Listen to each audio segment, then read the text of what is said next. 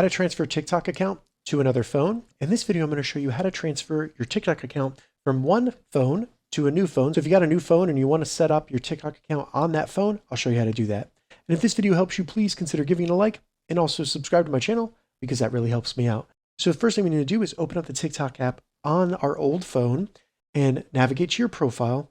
Then on your profile, select the three lines in the top right and select Settings and Privacy. Once in Settings and Privacy, select Account, and then at the top, select Account Information. It'll then tell you the phone number or email address that was used to set up your account. So now we just need to get this information. And when you open up TikTok on your new phone, go to the bottom, select Login. And if it was a phone number, select phone number and start logging in. But if it was an email, select Continue with Email or Username. So then enter the email address that was used.